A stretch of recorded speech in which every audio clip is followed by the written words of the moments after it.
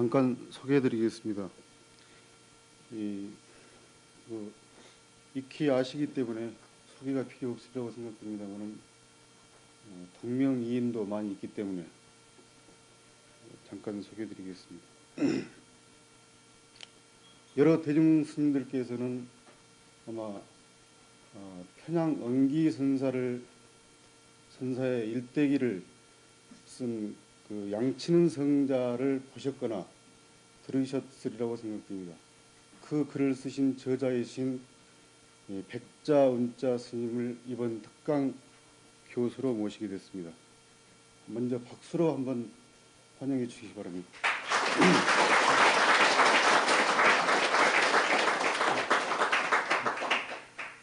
스님께서는 일찍이 백양사에서 출가를 하셔가지고 조계총림, 성광사, 범어사, 화엄사 등지 제방의 강사를 역임하셨습니다. 그리고 젊어서부터 제방 선원에서 안거를 마치고 이 선교를 겸수한 근래에는 보기 드문 매우 훌륭하신 스님이십니다. 여러분들의 공부에 많은 도움이 되시리라고 생각됩니다. 감사합니다. 지철입니까? 여러 스님네들 이렇게 만나 뵙고 나니 저도 좀 젊어졌네요. 이제 60이 넘으니까 자꾸 늙었다 해서 이제 뒷방 자주만 오고 그냥 나는 쓸모없는구나 이렇게 생각했는데 여러 젊은 스님네들 만나 뵈니 함께 축구도 하고 싶고 그렇구만요. 제가 이 87년도에 71년에 시작해서 87년도에 이 강원에서 나왔습니다. 벌써 6, 7년 됐죠. 무슨 강의한다든지 이럴 만한 지금 나이도 아니려니만 벌써 다 잊어버렸어요. 다 잊어버리고 없는데 이렇게 또 제가 흔히 찾아온 거는 이런 걸 계기해서 젊은 스님들하고 앉아서 함께 해서 며칠간 살아보면 좋겠다 싶어서 왔습니다. 기억은 뭐 거의 다 놓쳐버렸고요. 그래도 이제 제가 이 강원에서 처음 제가 71년도 화엄사에서 시작할 때부터 강원 교재로 불교사가 꼭 들어가야 한다고 제가 역설했던 사람 중에 하나입니다. 그래서 제 나름대로 이제 조금씩 기억했던 거, 노심에게 들었던 옛날 스님들 이야기, 이런 걸 놓칠 수가 없어서 그 강도했고, 또 여러분에게도 혹시 좀 도움이 될까 해서 여기 자리에 왔습니다.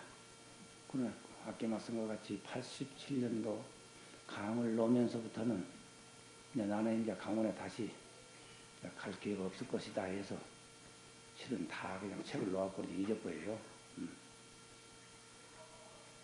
기억을 더듬어가면서 우리 함께 공부하십시다.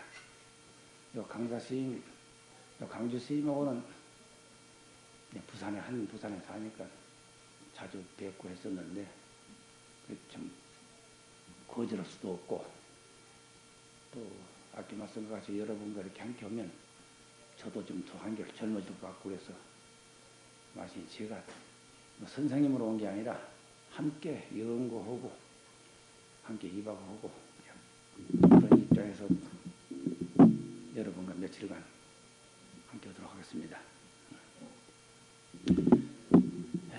불교사 또는 우리나라의 국사나 동양사나 서양사, 역사라는 것은 결국은 사람의 이야기죠.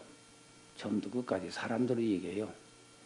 불교사 하면 내내 우리 스님들 얘기라요. 또 스님들과 가까이 했던 거사나 또 정신력, 이 사부대중의 이야기죠. 역사는 처음부터 끝까지 이바구죠, 이바구. 예. 그러니까 어떤 특이한 일들, 좀 기억할 만한 일들, 그 일들이 뭡니까? 전부 사람이 저지른 얘기죠. 사람이 저지른 일이니까 또 사람의 이야기고 그러니까 입학으로 들으시고 혹 참고되신다면 기억에 두시고 별로 쓸모없으면 또 그냥 금방 잊어버리고 이 본강의보다 열중하십시오. 제가 이 한국 불교사에 있어서는 다른 불교사를 가르치는 대학 교수들이나 다른 스님과는 좀 다른 견해가 하나 있습니다. 바로 그게 가락국 불교죠. 가락국 불교가 한국 불교의 시초인데 시작인데 그걸 그냥 완전히 무시해버리고 고구려 소수리방 2년 서기 372년에 우리나라에 불법이 처음 들어왔다 이렇게 기술된 거는 이건 정말 언어도다라고 저는 생각합니다. 그래서 이제 제가 오늘부터 24날까지 5강이죠. 오전 오후 그러면 10강입니다. 10강자를 통해서 이 한 강자를 가락국 불교에 대해서 그 다음에는 고구려 백제 불교에서 신라를 2강자, 고려를 2강자, 이조를 2강자, 최근세를 1강자, 그 중간에 신라와 고려를 거쳐서 형성된 구산선문에 대한 1강자, 이어서 10강자를 그렇게 메꾸고 합니다. 가락국 불교를 사신 우리가 지금 연구할 만한 이 기록이 있는 건 아닙니다. 그렇지만은 제가 김해 장유암이라는 절에 5년간 그 주지 이름을 띄었어요. 범어사 강원에 있으면서. 그러면서 김해 포교당 3년간 금강경 강의를 나갔습니다. 달달이 나가죠. 그런 걸 통해서 그 가락국 때의 유적들을 하나씩 제가 접해보면서 제 나름으로 확신을 하죠. 가락불교가 사실이라는 거. 그래서 오늘 첫 강좌는 가락국 불교에 대해서 말씀을 드리겠습니다. 우리가 지금 불교사, 한국 불교사 하면 김영태 교수하고 우정상 교수가 함께 쓰신 한국 불교사를 여러분들 많이 접할 겁니다. 또 이번에 또 여러분들을 위해서 가마다 교수가 쓴 것 한국 불교사를 또 책을 얻으셨죠. 2 기록에 보면 그저 1페이지 정도죠. 예. 가락국 불교가 있었다면 왜 김영태 교수나 가마다 교수가 그렇게 언급을 짧게 했을까요? 이제 거기서부터 시작하죠. 김영태 교수는 우정상 교수에게 한국 불교사를 배웠습니다. 그러니까 스승과 제자가 공조로 해서 낸 셈이죠. 우정상 교수 강의 노트입니다. 그걸 우 교수가 열반하신 뒤에, 그게 다 옛날 스님 출신이죠. 열반하신 뒤에 그 이제 제자가 책을 내드린 셈입니다. 그 노트를 정리해갖고. 우정상 교수는 일본서 교육을 받았어요. 일본 교수들 밑에서 한국 불교사를 나름으로 좀 해서 배운 거죠. 근데 일본 교수들은 가락국 불교는 아예 언급조차 하지 않습니다. 김영태 교수는 저하고 개인적으로 아주 친합니다. 여기 창녕 출신이고 김해김씨고 선친께서 통도사 본사 스님이에요. 스님의 아들입니다. 그 대학교 다닐 때부터 참 저와 참 신분이 두터워서 이 기숙사에 찾아가면 함께 뒹굴고 자고 그래서 참 친하죠. 책을 써가지고 제가 이제 교재를 얻으려고 이제 보니까 하나가 있어서 보니 가락불교 전혀 없어요. 그래 김영태 교수한테 일부러 찾아가서 왜 가락국 불교에 대해서 언급을 안 했는가 하고 물었더니 우리 선생님이 내내 우정상 교수 얘기죠. 일본 교수들에게 배울 적에 가락국 자체를 탐탁지 생각하고 그냥 부족 국가였다. 뭐 추장 정도다. 거기에 무슨 불교가 들었냐. 그건 하나의 설화에 지나지 않는다. 이렇게 배웠다는 거예요. 우리 선생님이 전혀 거기에 대해서 언급도 하지 않고 별로 그렇게 관심도 두지 않더라. 나는 그냥 배운 것밖에 내가 못하니까 우리 선생님 노트를 정리하면서 내가 책을 낸 거니까 그 정도밖에 못했다. 그런 얘기 하대요. 그러면 자네는 뭐냐 김혜김 씨 맞지? 맞다고. 김혜김 씨가 지금 얼마나 되나요? 약 700만 되지. 그 700만 김혜김 씨는 다 거짓말이라고 하면 자네는 뭐라 하겠는가? 왜 거짓말을 해? 김수랑하고 허하고 얘기가 거짓말이라면 자네도 그 속에서 나왔으니까 거짓말이지. 아이 그건 아니라고. 김혜김 씨 700만 내지 1000만 원 인정하면서 김혜김 씨를 만들어준 그 할매 허왕후에 대해서는 거짓말을 하면 그런 모순이 어디 있느냐. 그래? 이래요. 그러면 그 쓰기 전에 한 번이나 김해 가봤느냐? 안 가봤다는 거예요. 적어도 대학 교수가 책을 내면서 말이지. 전혀 거기도 답사도 안 해보고 책을 썼다는 게 그 양심에 꺼이지 않느냐 그랬더니 거기는 그러겠다고. 내가 그러면 다시 한번 섞음하고 그러고 그냥 끝냈어요. 그 뒤로 또 책을 한 권 또 냈습니다. 거기도 마찬가지예요. 그게 대학 교수들의 그 입장입니다. 우정상 교수가 왜 일본 사람들한테 그걸 못 배웠느냐 하면요. 명치유신 때 일본에서 서양 문물을 받아들여 갖고 정말 대약진을 합니다. 아주 탈바꿈을 하죠. 명치유신 때 의용학자들을 모아놓고 우리는 한국의 은혜를 입어서 가르침을 받아서 성장한 나라가 아니라 직접 중국과 문물 교환해서 거기서 우리가 성장했다고 해라. 조선은 완전히 무시해버려라. 이게 명치유신의 아주 골자입니다. 그러려면은 오히려 조선을 우리가 지배했다고 해라. 거기에 임나국을 세웠다는 소리입니다. 낙동강유역에 임나국을 세워서 반도를 통치했다고 이렇게 억서를 만듭니다. 그 걸림돌이 뭡니까? 바로 낙동강유역의 이 가락국이에요. 가락국이 걸림돌이란 말이에요. 그냥 가락국은 아예 무시해버려라. 그게 일본 정부의 방침입니다. 의용학자들이 전부 다 그렇게 가르칩니다. 달리 쓴다 하면 책도 못 내게 합니다. 명치가 살아있을 적에는 명치가 오래 살았습니다. 43년가 살죠. 치사를 잘하고 서양문을 받아들여서 정말 완전히 외놈이 일본으로 정말 성장하죠. 모든 것이 발전되고 그 당시에 우리나라는 대원군이 세국 정치를 썼어요. 서양 사람들이 덜어 대동강 타고 올라오고 한강 타고 올라온 배를 갖다 그냥 공격하려고 이렇게 해서 그냥 들어오자도 못 들어왔잖아요. 그런데 일본 사람은 그걸 받아들였거든요. 일본 사람은 그게 일찍이 받아들이는 데는 또한 역사적인 배경이 있습니다. 임진왜란 때 우리나라를 뺏고 중국까지 유린하려고 할 적에 그 원동력이 된 것은 조총이죠. 조총을 서양 사람들의 선교사들이 가져왔습니다. 선교사들이 가져와서 그걸 진상을 했어요.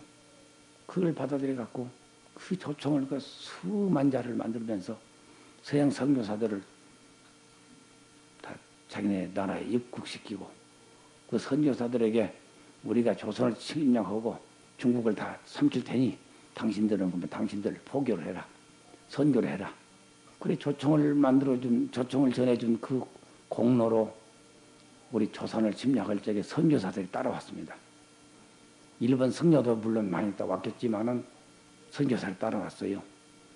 그 중에 한 사람이 잡혔죠.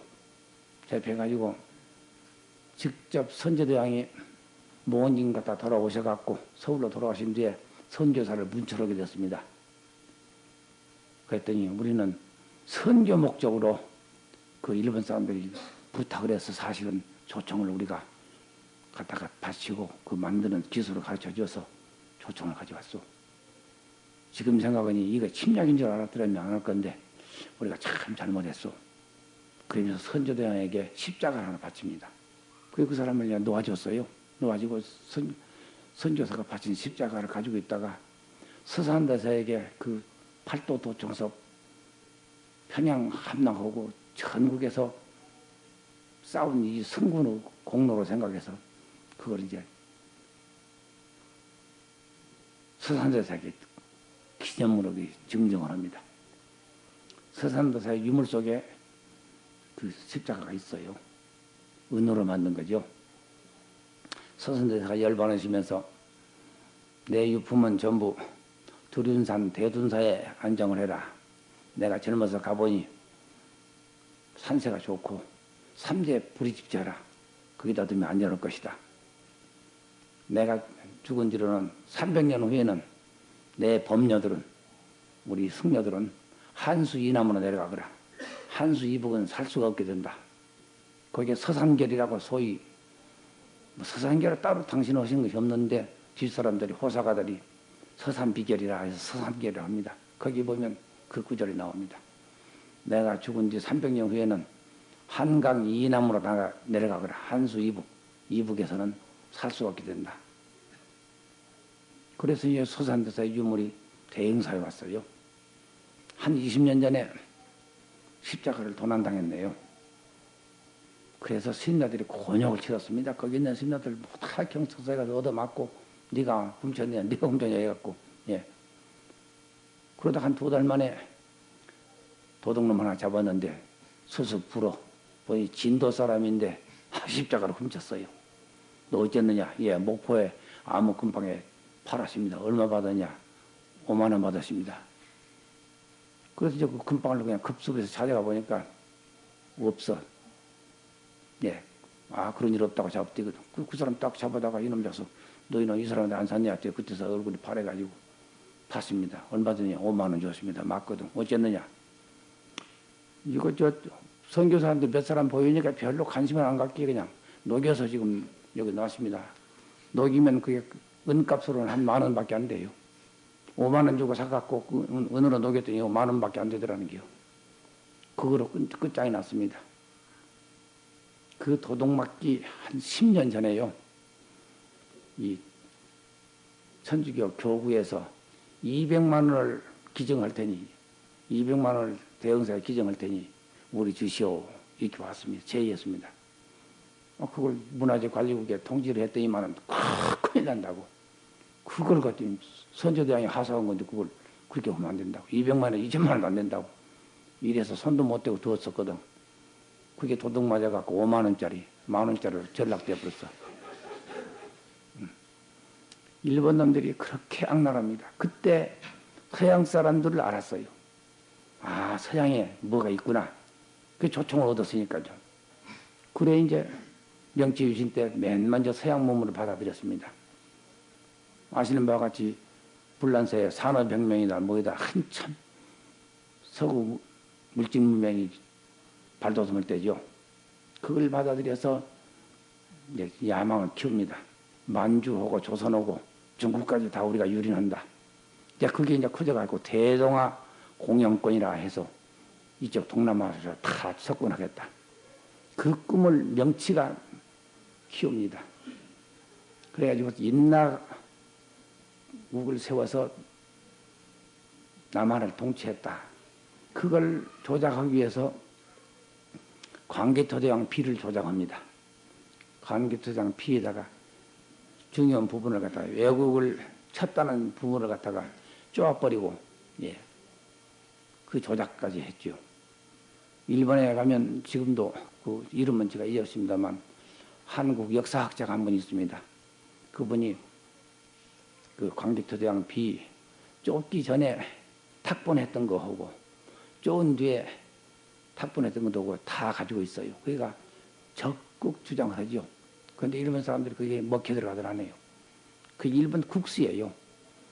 인나국을 세워서 조선을 통치했다. 거기에 가장 먼저 희생당한 게 이 가락국입니다. 또 하나 있습니다. 가락국에 불교가 들어온 게 서기 48년. 그러니까 약 2000년이죠. 우리나라의 역사는 약 반만년, 4300년. 일본은 아신 바와 같이 제가 일본이 싱가포르랑 이 말레이시아랑 점령해갖고 대동아 전쟁을 일으킬 적에 노래가 있습니다. 그 노래 한 구절이 기원 2600이라는 말을 항상 씁니다. 기겐 생록백분에 하도 저도 어렸을 때 들어서 그냥 그건 기억을 해요. 일본말 다 깡그리 제가 애써 잊었는데 그 말은 지금도 기억을 해요. 기원 2600년. 기원 2600년. 기원 2600년인데 우리나라는 4300년 아니에요? 4200 몇 년이거든요. 이거 따라잡을 수가 없어요. 서가미 부처님이 3000년 전에 났다. 하금 서원인 부처님보다도 400년 후에 나라가 섰다. 이거 말도 안 되거든. 이것도 깡 내리자. 그때 호기가 생겼습니다. 아유광탑이죠. 300년을 지배하던 영국 학자들이 인도의 곳곳을 뒤지다가 우연히 그 모래로 쌓은 그 언덕을 하나 발견해서 그걸 자꾸 헐다 보니까 뭐가 성물이 나온다. 그것도 자꾸 쓸어다 보니까 그게 성물이 나왔는데 다 캐놓고 보니 엄청 큰 아유광탑이에요. 아유광탑 밑부분에 그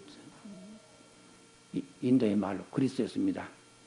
내가 불멸 후 200년에 태어나서 부처님을 못 배운 것이 한스러워. 내가 이 탑을 내가 쌓는다. 불멸 후 200년 후에 내가 태어났다. 아유광이. 근데 인도 사람들은 역사에 대한 관념이 없습니다. 더운 지방 사람들이라서 별로 그런 거 신경 안 써요. 그런데 이 아유광이 인도 통일을 했기 때문에 아쇼카 왕만 그 역사적으로 아주 뚜렷합니다. 예, 지금부터 약 2400년 가까이 되죠. 그런데 부처님의 역사는 실은 일본 학자가 조사한 거 보니까 불기를 약 300여 개가 된대요. 그 중에도 많이 신봉됐던 게 약 40개예요. 불기가 2000 몇백 년이다, 4000 몇백 년이다 붙어서 2500년 제일 짧은 게 2500년이고요. 많은 것은 4300년까지 올라가죠. 그래서 그 안에 그런 게 학자들 나름으로 주장한 것을 다 추려놓고 보니 300여 개 돼요. 그러니까 인도에 뭐다 고승들이 부처님부터 내가 지금 몇 년이다 이렇게 전한 것이 있거든. 자기 그 법맥 전하듯이요. 그런 거 따지면 한 300여 개 되고 굳게 한 것만 해도 인도, 중국, 일본 학자들 얘기만 해도 40여 개 돼요. 그걸 대별해서 보면 3000년설하고 2500 몇 년설이죠. 그거 지금 제일 신빙성이 있다고 그래요. 3000년설은 중성점기라 해서 멸망하신 해로부터 1년 지내면 큰 나무에 선을 하나 그었습니다. 줄을 그었어요. 그게 이제 가슴마당이 중국에 와갖고 부처님이 지금부터 1000 몇 년 전에 계셨다는 얘기를 한 것이죠. 중성점기 얘기한 것이죠. 그래서 이제 중국과 우리나라, 일본은 다 그 학설을 썼고, 저 태국이나 그쪽은 또 그 나름으로 2500년설이 조금 다릅니다만 글을 썼어요. 그랬는데 일본 사람에게 호기가 된 거는 아쇼카 왕의 탑이 발견되면서 탑이 한두 개가 아닙니다. 많죠. 하나하나 다 발굴을 해갖고 보니 전부 내용이 같아요. 나는 부처님의 인면하신 뒤 200년에 태어났다. 나는 부처님 못 배운 것이 한스러워서 이 탑을 세워서 내가 부처님에게 공양을 올린다. 이거 썼거든요. 근데 아쇼카 왕은 아까 말씀한 것 같이 2400년 가까이 되는 역사가 정확하니까 따져보니까 지금 불기 2537년설이 가장 이제 맞다 이거죠. 그러니까 기록상으로 정식으로 나온 기록이 그게 제일 오래되고 신빙성이 있다는 것이죠. 일본 학자들이 그게 나오니까 전부 그게 옳다. 그걸 따랐습니다. 그게는 이유가 있어요. 기원 2600년밖에 안 됐는데 부처님이 3000년 전에 났다고 하면 자기네들은 야만이거든. 그랬는데 부처님이 자기네 그 개국과 비슷비슷하단 말이요. 기원 2600년인데 소화 16년 전쟁 일으킬 적에 2차 전쟁 일으킬 적에 2600년이죠. 그러니까 그런데 그때는 2500 몇 년밖에 안 되니까 어지간하거든요. 예, 2500년. 그러니까 이만하면 우리도 그래도 이제 야만은 면했다 이거예요. 그래서 적극 그걸 주장합니다. 물론 이제 학자의 양심에 비춰보면 중성전기는 1년에 2개도 긁을 수 있다 이거죠. 3개도 긁을 수 있다 이거죠. 그렇지만 이 아유광의 타변은 아유광이 실제 인물이고 가장 역사적으로 뚜렷한 인물인데 연대도 정확하고 그분이 내가 부처님이 열반하신 뒤 200년 후에 태어나서 이렇게 썼으니까 얼마나 정확하냐 이거예요. 사실 정확하죠. 그래서 중성전기를 이제 그냥 완전히 무시합니다. 요즘에 일본 사람들의 그 불교사의 책을 이렇게 보면요. 가슴마등이 인도에서 중국에 왔다는 것도 믿을 수 없다 그래요. 그것도 중국 사람이 지어낸 것이다. 또 설령 왔다 해도 그분이 꼭 중성전기의 설대로 천년 남짓됐다는 말을 했다는 것도 믿을 수 없다. 또 이렇게 해요. 가슴마등이 중국에 왔다는 것도 믿을 수 없다. 설령 왔다 해도 그분이 천몇 년 됐다고 중성전기를 말했다는 것도 믿을 수 없다. 중성전기를 보자. 아까 말씀같이 1년에 2개도 걸 수 있고 3개도 걸 수 있다. 그걸 어떻게 믿느냐? 이렇게 얘기합니다. 이것은 왜 이렇게 합니까?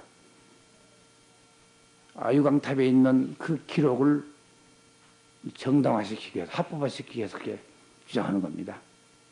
그런데 중성전기의설에 얘기를 들어보면요.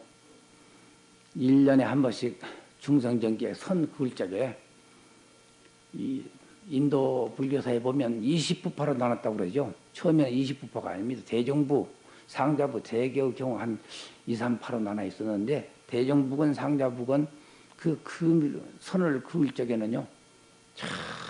큰 승자가 모인답니다. 수만 명이. 그 나무 아래 모여가지고 거기서 이제 의식을 거행해요. 자, 오늘로서 또 하나 긋는다 하고 이제 큰 스님이 선포를 하면 이제 그 선을 하나 긋습니다. 예. 그리고 그 나무를 신성시 해가지고요. 이건 부처님의 연대를 얘기한 신성시 해가지고 그 나무 주변에 전부 반석을 놓고 거기에다가 이 마른 불을 깔아서 방석 대신에 놓고 거기서 정진한대요. 1년 사시사철 그 나무를 떠나질 않는답니다. 고승들이. 적어도 아라한가를 정도 하면 아신바와 같이 몸도 자주자재 하잖아요. 그런 대고승들이 그 나무를 지키고 둘러서 공부한대요. 그뿐이 아닙니다. 그 나무를 중심이다. 그 근방은 전부 나무 밑에마다 반석이 놓아지고 거기서 고승들이 정진한대요. 그 환경을 안 가본 사람들은 2개도 걸 수 있고 3개도 걸 수 있다고 이렇게 하는지는 몰라 그러되 그 의식 절차며 그 선 하나 그을 적에 하는 일이며 또 거기 밑에서 그 정진하는 지키면서 정진하는 스님네들의 그 모습을 볼 적에는 그 소리가 쏙 들어갑니다. 이러면 사람은 그건 얘기를 전혀 안 하죠. 믿을 수 없다. 이거 얘기만 합니다. 아까 말씀과 같이 가슴마등이 왔다는 것도 사실 믿을 수 없고 가슴마등이 먹고 이 도교하고 이 겨루죠. 그래가지고서 신통도 내고 그러잖아요. 다 그거 허구다 이래요. 응? 도교를 갖다가 이겼다 하기 위해서 허구다 이럽니다. 불경하고 도교 경전하고 태웠는 도교 다 타고 불경은 거죽만 누렇게 거슬렀다. 그래서 그들은 불경의 색가구를 경가구를 이 노란색으로 한다. 이게 우리 지금 내려온 2000년 내려온 역사입니다. 그것도 다 허구다 이거예요. 일본 사람은 그럽니다. 하나를 정당화시키기 위해서 전부 그렇게 다른 것은 그냥 우습게 알아버려요. 그게 일본 사람들 생리입니다. 하나는 뭡니까? 불교사가 목적이 아닙니다. 2600년이라는 자기네의 기원을 좀 더 좀 높이기 위해서 불교사를 조금 낮추는 것이죠. 우리 조선에게 혜택 입은 게 없다 하기 위해서 인다국서를 주장하지요. 그런 사람 밑에서 배운 우정사입니다. 저도 의교수를 압니다. 동대에 들락 그래서 저도 압니다. 그렇지만 그런 사람 밑에서 배워갖고 와서 그대로 노트로 그때 노트했던 걸 가지고 가르치면서 그렇게 완전히 가라꾸 불교는 전혀 지식이 문외한이죠. 그 노트를 그대로 또 한 책을 낸 제자인 김영태 교수도 문제가 있어요. 아까 말씀과 같이 저하고는 친하니까 농담도 하고 이제 그런 처지라서 김해김씨가 돼갖고 그럼 니네 족보도 다 거짓말을 하겠더니 그 거짓말이 아니라고 그래요. 그렇다면 일본 사람들도 그렇다 치고 무엇을 근거로 해서 가라쿠 불교를 이야기하느냐. 우리나라에도 문제가 있습니다. 삼국사기에 고구려 백제 육가야를 아주 축소해서 또 발해까지도 아주 우리나라에도 문제가 있습니다. 삼국사기에 고구려 백제 육가야를 아주 축소해서 또 발해까지도 아주 축소해서 썼습니다. 삼국사기의 저자 김부식이 바로 경주 김씨의 후손입니다. 경주 신라야말로 우리나라의 정통이다. 나머지는 다 갓다리다. 그러니까 고구려 그 웅대했던 그 많은 영토를 차지했던 그 모습도 축소하고 백제가 산동반도며 요서를 차지했던 것도 완전히 빼버렸고 가락국이 노상 그냥 부족 국가에 지내지 않았다 이렇게 치부해버리고 아예 그냥 기술도 색창해버리고 김부식이 그 문제입니다. 그분이 조금만 좀 성의를 베풀어 들으면 가락국이 그렇게 이 가락국 불교가 소개되었을 텐데 그러면 김부식이 속한 경죽진씨는 누굽니까? 김알지 자손이죠. 김알지가 누구냐 하면 바로 가락국의 왕자예요. 가락국 왕자가 형님이 왕 대통을 이으니까 아우대는 김알지는 자기 이야기 신천지를 개척하기 위해서 떠납니다. 경주 가서 알로 태어났다는 아까 박혁거사 비슷한 걸로 해서 정권을 쥡니다. 그게 김알지거든요. 그러니까 경죽김씨의 자손은 바로 김해김씨 김수랑 자손입니다. 우리가 진흥왕 때 서기 523년인가요? 가락국을 병탄할 때의 얘기를 들어보세요. 김유신 장군의 할아버지 되니까 바로 그 병탄할 때 바로 왕족 출신입니다. 그들이 순순히 내줬거든요. 제9대 구영왕이 쳐들어오니까 동생을 왕으로 앉혀놓고 자기는 나는 항복할 수가 없다. 더구나 신라의 지금 왕족이라고 하는 지금 저 사람들이 우리 할아버지네 자손인데 그냥 차자죠. 차자의 자손인데 내가 그 사람들 항복하고 이 장손으로서 내가 머리를 굽힐 수가 없다. 그래서 태자를 드리고 저 산청으로 은둔을 합니다. 산청 가면 지금도 마지막 왕의 그 능이 있어요. 거기도 여러 가지 신비로운 얘기가 많습니다. 그러니까 가락국 땅은 차지했지만 왕은 항복을 못 시켰어요. 왕의 동생이 앉아있다가 항복합니다. 근데 거기에는 이제 전쟁은 칼로 쳐서 전쟁만이 아니고 가락국을 멸망하게 된 데는 이제 그 김유신의 할아버지 이분들이 남아있을 때죠. 밀사가 옵니다. 권시 당신네와 우리는 한 자손 아니요. 지금 사세가 우리는 이미 지금 함흥까지 차지했으니 그때는 이제 함흥 이하 강원도 이때를 차지한 때입니다. 우리 세력이 크니까 우리가 합칩시다. 합쳐가지고 한 집안이 되어갖고 큰 나라를 세우자. 이렇게 밀서를 보냅니다. 그러니까 이 왕은 아까 같이 나는 그럴 수 없다 해서 항복할 수 없다 해서 떠나고 김유신 장군 할아버지 되는 이분들, 그 왕의 아우 되는 분, 이분들이 그러자고 우리 한자손인데 어떠냐고 우리가 후기 대접할 테니 오시오. 이래서 이제 갑니다. 전쟁 한 방도 못 해보고 그냥 항서를 써서 가요. 대가야인 고령이 여태까지 이 김수랑 자손이 육가야 중에서 그냥 맏형노를 했는데 배신해서 떠났다 해가지고서 전혀 도와주지도 않고 싸움도 한 번도 안 해보고 그냥 항복을 했으니까요. 배신했다 해가지고서 아주 분개를 하고 그때 이 대가야 땅이 어디입니까? 영천이 경계입니다. 영천. 대구 저쪽 영천이 경계입니다. 오히려 거기를 더 강화해가지고 30년을 더 버팁니다. 물론 사세가 대가야가 이제 뒤로는 더 커졌다 하겠지만은 아무튼 가락국이 망하고도 30년을 더 버텨요.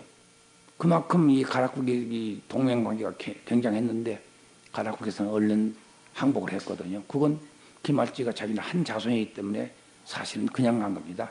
네, 그냥 항서 썼어요. 그러면 가락벗기면 신라만 못했느냐? 그렇지 않습니다. 김수로왕 때 여러분들 김수로왕은 뭐 잘 아시죠? 김수로왕 때 이 아화국이라고 상주에 있는 아화국이 경상도 상주입니다. 상주가 이제 서울이고 아화국이 쳐들어왔습니다. 영천 그 근방에서 큰 싸움이 벌어졌어요. 일선에서 이제 무너져서 도저히 견딜 수가 없어. 거기서부터 이 말라박국이 오면 경주는 그냥 유린대요. 그러니까 김수로왕에게 원군을 요청을 했어요. 그래서 김수로왕이 2천 기마병을 데리고 가서 갑니다. 그때 2천 기마병이면 꽤 큰 군사죠. 기마병이 2천이니까요.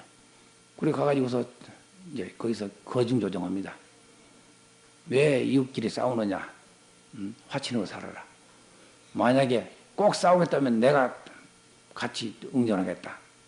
근데 아화국도 사실은 이 2천 기마병이 달라든 다음에 해볼 수 없는 국세고, 더구나 신라는 그놈한테 못 오고, 그래서 화친을 맺고 돌아갑니다. 신라왕이 너무너무 고맙거든요. 그 김수로왕을 청합니다. 예, 갑니다. 육부촌장이 와서 아련합니다. 왕이 아련한 나를 대하듯이 지임을 대하듯이 수로왕에게 뭐다 아련해라. 5부 촌장이 와서 인사를 드렸는데 한 촌장이 안 와요. 그러니까 김수로왕이 물어요, 왕한테. 내가 듣기로는 6부 촌장이라던데 왜 6부 대신이 한 분 안 오셨어? 그 왕이 이제 그 신하에게 묻습니다. 왜 안 오냐? 했더니 내 나라의 임금에게는 아련하지만은 남은 나라의 임금에는 저럴 필요가 없다 해서 안 온답니다. 이러거든. 그러니까 김수로왕이 이게 예우냐? 당장에 잡아오너라. 그래서 김수로왕 군대 가서 그 잡아옵니다. 왕 앞에서 참스럽니다. 왕도 그 말을 거역을 못해. 신라왕이. 예, 김수로왕이 인산했다고 해서 죽여버려요. 그래도 꼼짝 못하고 당합니다. 그만큼 강성한 나라였어요. 예, 김수로왕이. 그런 김수로왕이 세운 나라가 얼마나 튼튼했느냐. 조금 이제 얘기를 달리합시다. 김수로왕은 어떻게 해서 그렇게 정권을 지었느냐. 원래 해상무역 얻은 사람입니다. 해상무역으로 톡톡히 재미를 받고, 그때나 지금이나 해적이 많아요. 해적선들이 많아요. 해적선들을 막기 위해서 해상무역을 하려면 반드시 이 군대가 필요합니다. 그래서 사병을 많이 양성하죠. 수백 명의 사병들이 있어갖고 그 상선마다 사병들이 타서 해적을 막습니다. 그래가지고서 중국과 물론 교역을 했겠죠. 그게 이제 늘어가지고 동남아 교역을 해요. 간지서강 타고 인도 저 상류 카시미르까지 올라갑니다. 카시미르가 지금 파키스탄입니다. 그 배로 댕겼으니까요. 그러면서 톡톡히 재미를 봐요. 인도란 나라는요, 임금님 뵙는 것이 이웃집 아저씨 뵙는 것과 같이 쉽대요.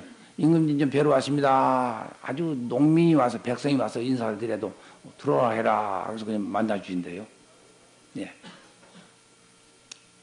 한 10여 년 전에 우리나라의 유학생이 인도에 가서 이 공부하는 학생이 있어서 우리 신도님의 아들이에요.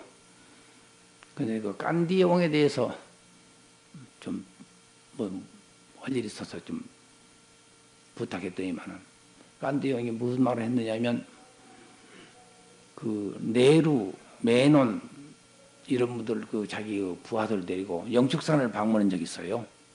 그래서 부처님이 계셨던 자리에 예배를 했대요. 그때 간디 왕이 역설하기를 300년 전에 나라를 잃은 것보다도 영국의 나라를 뺏겼잖아요. 1300년 전에 우리 불교가 이 땅에서 사라진 것이 더 원통하다. 이 말을 했대요. 그게 내루 자서전에도 나오고 메논 대사가 그 유엔 대사로 있다가 우리나라에 왔었습니다. 그때 모윤숙 씨가 그분을 그 안내하게 되었죠.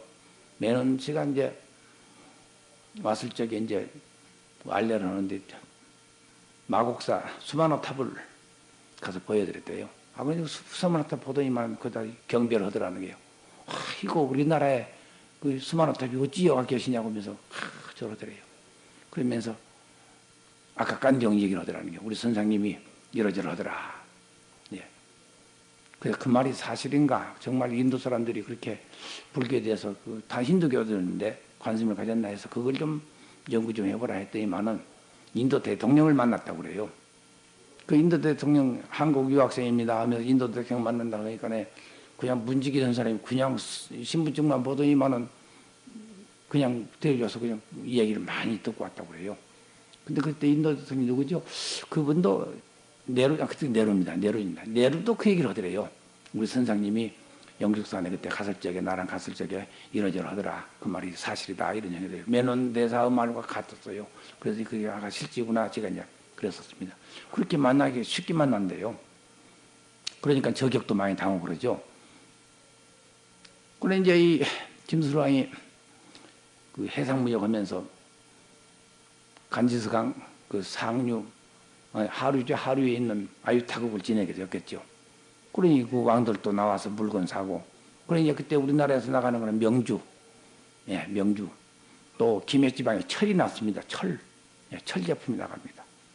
그 이제 거기서 또 인도에서는 인도 좋은 산물을 이제 바꾸겠죠. 그때 자연스럽게 아마 아유타국 공주되는 황국공주도 만났을 겁니다. 또 그때는 여기 우리나라에 올 적에 16살이니까 한 10여 살 됐겠죠. 그 왕도 만났겠죠. 그러니 너무너무 황홀해갖고 공주를 나를 주시오니까요. 네가 이거 무역을 해서 잘 사는 거는 몰라 그러되 일국의 공주를 일개 상인에게 줄 수 있느냐. 너도 나라를 세워라. 아마 틀림없이 그랬을 게요. 그래 공주를 얻기 위해서 작전을 세웁니다. 사병을 많이 모집을 합니다. 아께 그 신라를 구하러 갔을 적에 2,000병마가 가시니 굉장하죠. 말 2,000필이면 엄청납니다. 그때도. 예. 그렇게 많은 이제 군대를 양성해갖고 그때 구야국이죠. 구야국. 변한, 진한 할 때 변한의 8나라 중에 구야국이라는 나라가 김해에 있었습니다. 그걸 그냥 손쉽게 점령을 해요. 그런데 그때 구간들이 있어갖고 구간은 그게 이제 아도간, 먼간, 간자가 방패간자인데요. 방패간자하고 저 몽고 사람들은 한자를 쓰죠. 30연의 방패간자. 징기스칸 할 때 성길사한 한이거든요. 한은 대장, 추장을 말하는 겁니다. 이 간자도 한이라고 읽어야 할 겁니다.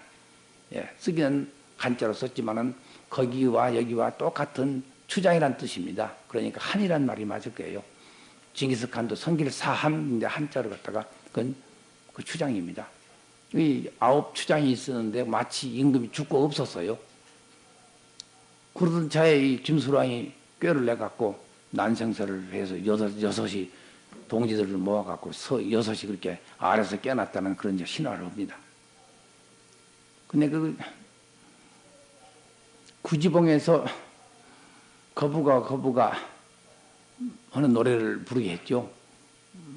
문 열어라. 문 열지 않으면 구워 먹겠다 하는 노래. 그런 것을 어떻게 이 공중에서 소리를 나게 했을까요? 인도에 2000년 전에 인도의 불교는 그러니까 부처님이 2500년설로 보더라도 약 5세기 후입니다. 그러면 그때는 언제입니까? 용수보살 전후입니다. 대승불교가 한참 일어날 때입니다. 그때 이 주문하는 비밀교, 밀교도 한참 거기에 다 성행했답니다. 밀교파에서는 그렇게 비밀 전법이라 해서 전원법이라 해서 먹고 사람 음성을 갖다가 마음대로 그렇게 조작도 하고 또 은신술이라 해서 몸도 감추는 술도 있고 다 그래요. 예. 주문에서 나오거든요. 밀교파에서 나오거든요. 그런 걸 아마 습득을 안 했을까 싶네요. 그래서 그렇게 이제 참 신현 하늘에서 나는 내준 사람이라 이렇게 이제 해서 나라를 그냥 차지하죠. 근데 재밌는 것은 서기 42년에 그 알로 태어나갖고 그냥 알을 갖다 놨더니 그냥 며칠 만에 그저 깨어났는데 그 이튿날 보니 깨어났는데 12시 후에 경기 12시면 자축인묘였다니만 하루 후입니다. 하루에 사람으로 태어났는데 며칠 만에 훅 그냥 장성이 커버렸단 말이에요. 이거는 다 조작이죠. 원래 장성은 사람인데 그렇게 이제 하루아침에 큰 것처럼 그렇게 이제 가져온 겁니다. 근데 서기 42년에 그 나이가 아마 한 20세는 되었을 게요. 아무리 보대도 20세, 30세는 되었을 게란 말이에요. 장가 안 가신 거로 보면 뭐 한 20세 해상무역 하느라고 못 갔다 해도. 그래 허봉호가 16살 때 온 거 보면 서기 48년에 오니까 그때 16살. 아마 그 나이 뭐 30 전후가 안 되었겠나 싶네요. 근데 서기 42년에 태어나신 걸로 해서 158세를 삽니다. 예, 158세를 사. 또 허방은 16살에 서기 48년 올 때가 16살인데 157세를 살죠. 10년 앞에 죽어요. 그러니까 157세, 158세. 그런데 이제 허왕후 나이가 그렇게 오래 살아간 것도 참 기이하지만은 이 수왕 나이는 서기 42년에 태어난 걸로 해서 158세입니다. 예. 그러면 그의 한 살이 그냥 한 20년을 커버리는 셈이죠. 아무튼 그렇게 해서 이 나라를 차지해갖고, 그 다음에 이제, 이 황후를 맞자고 하니까네, 그 구관들이, 신하들이, 나는 하늘에서 나를 보낸 사람이라, 하늘에서 다 알아서 해주니, 경들은 걱정하지 말아라.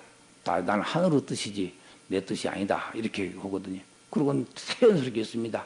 그래 놓고는 그 몇 사람을 배우고 말하고 태워서 내보냅니다. 지금은 여러분들 김해 가보시면 김해평이 얼마나 좋습니까? 그거는 임진왜란 때도요.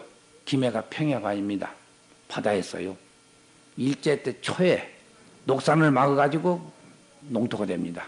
일제 때 초입니다. 그게. 예. 그러니까 녹산 그 막기 전까지는 그 바다였어요.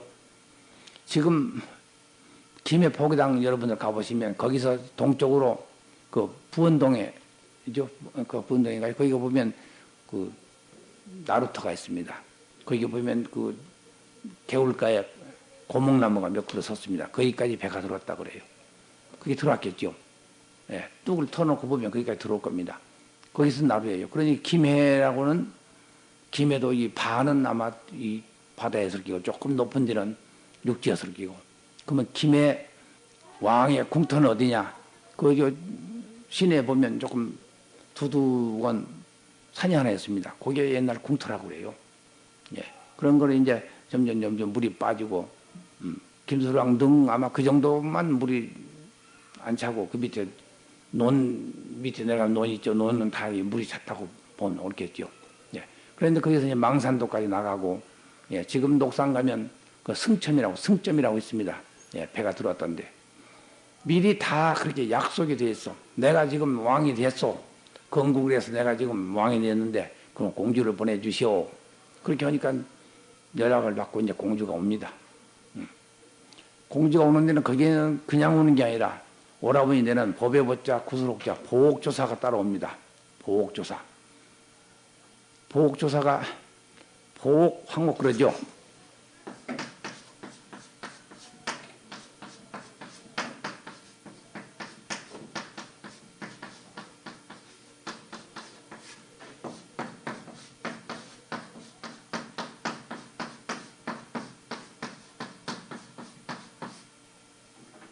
방년 16살 때 28세 때 16살 때 올 적에 보옥조사는 오라버니니까 뭐 18이나 20살이 안 됐겠습니까? 그 누이를 따라와서 이제 전도를 합니다. 서기 372년에 들어온 거는 전진왕 부견왕이 불상과 불경을 보냈다. 순도란 스님을 앞세워서. 그러니까 인도 사람이 아니라 이제 중국 사람이죠. 고구려 사람이 아니라. 예. 그래서 여기는 직접 인도에서 배를 타고, 예, 이만리를 항해해갖고, 고배법자, 구속자, 보옥조사가 우리나라에 옵니다. 오다가 이 풍랑을 맞아서 못 가겠으니까 다시 돌아갑니다. 부왕에게, 풍랑팀 못 가겠습니다. 내가 그럴 줄 알았다. 나에게 그 대책이 있다. 그러면서 5층짜리 석탑을 하나 배에다 실어줍니다. 석탑을 실어줘. 그래서 석탑을 이거 모시고 가면 조용합니다. 그래서 돌아왔어요. 그래서 그 탑을 그 뒤로 진풍탑이라고 합니다. 진정할 진짜, 이 바람풍자, 진풍탑. 풍랑을 진정시켰다 해서 진풍탑이라는 말을 씁니다. 지금도 그 탑이 허왕우 능에 있습니다. 삼국유사에 보면은 일현선사가 내가 김해에 가서 호계사에 가서 보니 그 탑이 있는데 5층 석탑이더라. 질이 붉은 선이 난 것이 우리나라의 산이 아니더라. 우리나라의 산이 아니더라. 이 소리는 우리나라 산이 아니라 그건 인도산이 틀림없다 이 말입니다. 내가 직접 가서 봤다고 했거든요. 삼국유사를 쓰실 적에 하나하나 그분이 거기 가서 보고 쓴 거거든요. 삼국유사의 그 물론 가락국기를 이제 중심해서 그걸 가지고 당신이 정말인가 이제 가서 보니까 당신도 보니 이게 정말 그대로 있는데 탑이 참 희한하더라 썼거든요. 그게 그 파사의 석탑이라고 그럽니다. 파사의 석탑. 예. 파사의 석탑. 사바 거꾸로입니다. 예. 사바세계는 사바가 거꾸로의 파사지요. 근데 바라고도 있고 이제 파라고도 물론 있겠지만 이제 파사의 석탑 보통 그럽니다. 석탑이 지금도 이 허왕우 능에 가면 두리뭉실의 돌 너댓 개가 얹혀 있어요. 그 이유가 있습니다.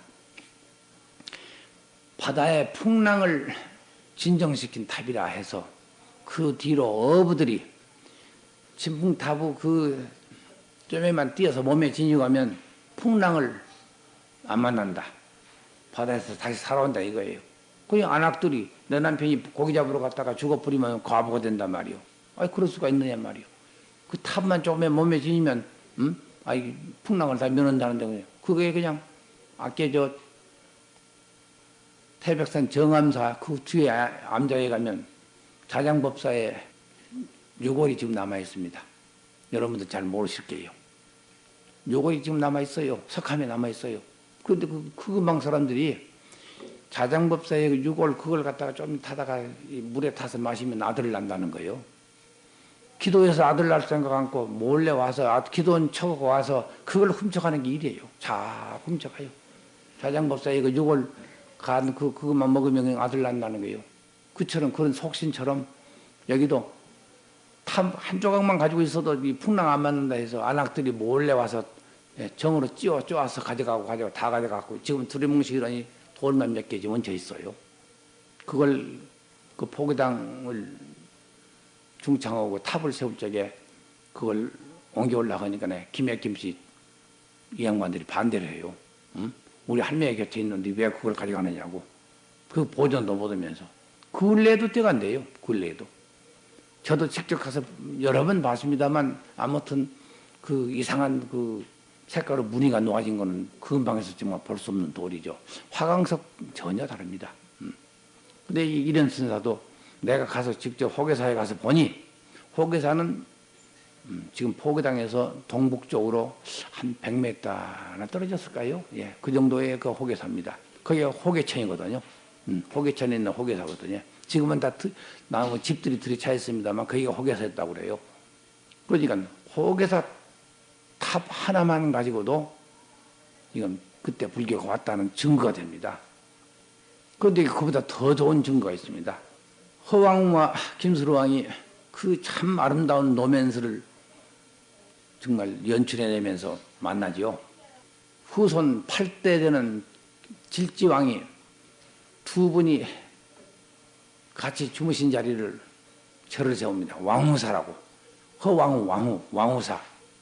지금 자유암에 올라가다 중간에 개울가에 터가 그대로 있습니다. 명당이라 해가지고 몰래 묘를 써서 묘가 한 5개가 있습니다.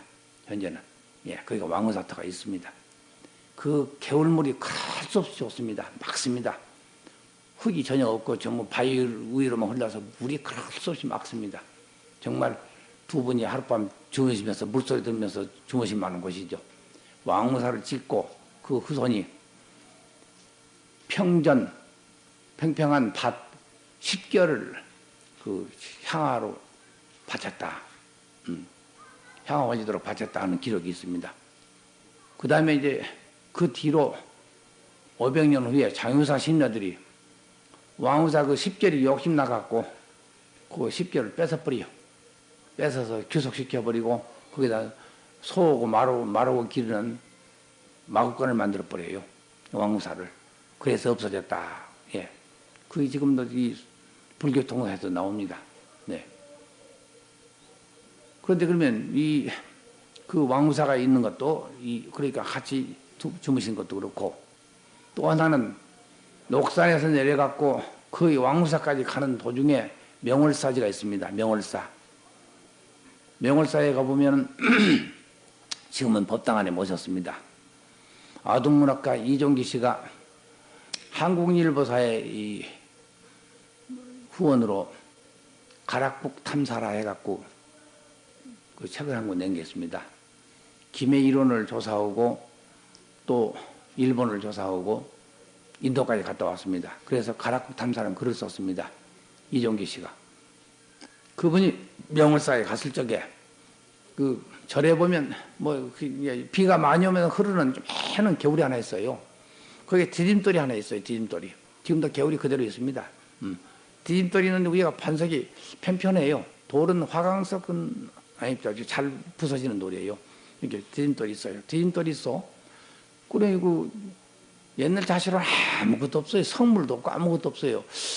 여기가 다 그 김수로왕 때의 무슨 이야기가 있었던 곳인데 왜 이렇게 없을까 싶어서 돌아다니다가 그 디딤돌을 보고는 우연히 그걸 여기 밑으로 이렇게 들여다봤대요. 아니 뭐 새겨졌거든. 응? 그래서 그 스님을 불러갖고 허락시 좀 주시오서 이렇게 비춰보니까 불상이 새겨졌어. 그 스님도 그걸 모르고 있더라는 거예요. 이거 좀 이상하다고. 그래서 뒤에 보니까 불상이 새겨졌어요. 근데 거기에는 참말로 유리한 발견이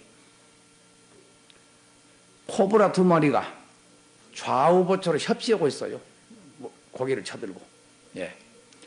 부처님이 앉아 계시는데 코브라 2마리가 좌우보초로 이렇게 협시하고 섰어요. 아마 우리나라는 그런 불상 없을 겁니다. 인도에서도 참 드문 불상이래요. 그게 나중에 들은 얘기인데 인도에 가면 그렇게 코브라와 부처님을 그린 벽화는 또 어디 있다고 그래요. 그런데 거기는 분명히 코브라 2마리가 이렇게 협시하고 좌우부처처럼 협시하고 있어요. 부처님 가운데 앉아 계시고 이런 불상이 새겨져서 아까 이종기 씨도 확신은 딱 나 그 하나만 갖고도 확신이 되더라 그렇게 기록을 써놨습니다. 지금은 법당에다 그냥 모셔가지고 비 안 맞도록 잘 모셔놨습니다만 너무너무 오랫동안 밖에 그 방치해 두어서 방치해 두어갖고 정말 이 풍우를 맞아서 그냥 다 마미이 됐어요. 형체만 그래 남은 거죠. 부처님이 계시고 코브라 2마리가 있고 지금도 그대로 있습니다. 이런 기록이 있는데 전혀 못 본 사람들은 가락불교가 그건 다 전설에 지나지 않는다. 왜 전설입니까? 코브라 그려진 불상이 우리나라에 도처에 있다면 그럴싸하겠다 하지만은 단 하나뿐이거든요. 코브라는 인도의 상징이죠. 또 불상 자체가요. 신라나 고구려나 백제의 불상과 완전히 다릅니다. 네. 지금도 그 연화사 포기당에 가면 포기당 뒤에 담벼락 밑에다가 부서진 불상을 석불상을 이렇게 맞춰갖고 모셔놓은 불상이 있습니다. 사진을 딱 찍어서 한번 경지에 오셔서 박물관에서 이렇게 대조해 보세요. 경지도 없습니다. 이거는 저기 인도의 아잔타 사원이나 거기에 있던 불상과 똑같습니다. 불상 자체가 이 고구려 백제 신라하고는 달라요. 인도 불상이에요. 그 불상은 어디에 쓰느냐면 김해에서 부산으로 오는 서남이라는 데가 있습니다. 신선서제 바위암자 서남. 서남 카부를 돕니다. 카부 도는데 거기에 있었거든요. 남해 고속도로 낼 적에 그걸 선을 그어서 글을 낸다고 그래요. 그래서 김해 불교 신도회에서 반대를 하고 진정을 하고 그럴 수가 있느냐. 이 문화재로 그렇게 없애서는 안 된다 했는데 이 부르주아식으로 밀어버렸어요. 훅 밀어서 다 갖다 그냥 도로 깨서 치워버렸어요. 이 망할놈들이 그렇게 정치로 그렇게 해요. 불상을 더구나 이 가락국 시대의 불상을 그렇게 쪼개서 던져버렸어요. 그 김해불교 신도회 회장이 배 회장이죠. 그분이 너무너무 그냥 애통이 여기고 그 신도들이 그것도 스님들이 하나 가담도 안 해서 신도들이 차 가지고 와서 그걸 목도에서 전부 실어다가 김해 포기당에 맞춰놨습니다. 아무튼 깨졌지만은 형상은 그대로 있으니까 가보시면 불상이, 인도의 불상인 것이 여전히 나타납니다. 또 초선대에 가면 마애불이 한 분이 새겨졌는데 기막혀 큽니다. 예. 근데 어떤 사람은 불상이 아니라 이거 어떤 남자상이다. 이건 거등왕, 그 왕상이다 이러지만 아닙니다. 저도 직접 그래서 가봤는데 불상입니다. 네. 그런 유적들이 많이 있습니다. 그리고 이 영구암, 아까 은하사 그쪽도 다 그 당시에 절이거든요. 그리고 지가 살았던 장유암은 긴장자 논일유자 장유입니다. 이 보배보자 구수록자 장유 보옥조사가 오래 계셨다 해서 장유라, 장유지지라